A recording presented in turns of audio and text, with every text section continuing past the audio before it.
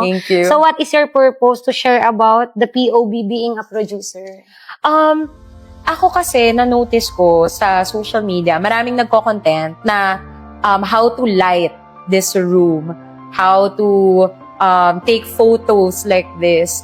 Pero wala masyadong point of view yung isang producer. And maraming hindi aware kung ano bang ginagawa naming mga producer, and stuff like that. So ako, nag-decide ako to post some short reels talking about what we did behind the scenes from the point of view of a producer.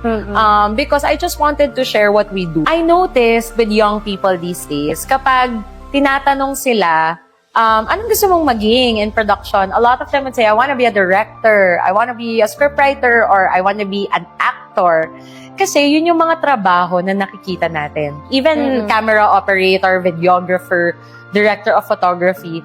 Kasi yun yung nakikita nila. Production designer, yun yung mga may awards. Wala naman pong best producer pero may best director, best production designer, best writer, 'di ba? Best screenplay. Lahat 'yon nakikredit or nabibigyan ng award or some sort of acknowledgement. And honestly, minsan nakakaiyak man.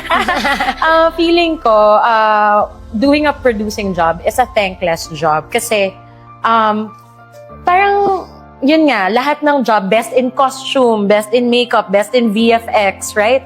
Best in editing. Everyone has an award except us. No one will give you a Best in Producer award. No one. Mother Lily got like a special acknowledgement as a pillar, an icon in the industry. Siya si Mother Lily of Regal. At binigyan siya ng parang special acknowledgement award. Diba? Yung mga ganon. Pero siya yun kasi Mother Lily siya. Siya yung producer of Regal Films. But the rest of us producers, I don't think people know we even exist or they know we exist but they're like, meh, is it a job that you really want? So I feel like being in the work that I do and I feel like sometimes invisible ang aming trabaho. Wala namang best in budgeting. Diba? Wala namang best in producing. Walang ganon So me, I wanted to show other people through my content that, hey, our job is important. Yes. It's a huge task.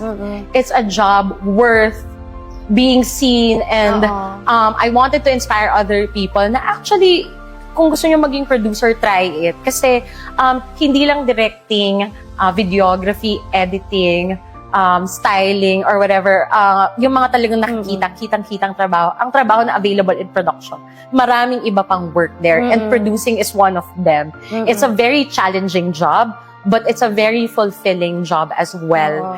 And I wanted, hopefully, to inspire other people to try, to aspire, to be producers as well. Kasi nga, there are not a lot of producers in the industry. Marami, pero hindi pa rin as much as those who really wanted to be directors, writers, and all that. Para meron ding maka-appreciate ng trabahong ginagawa namin.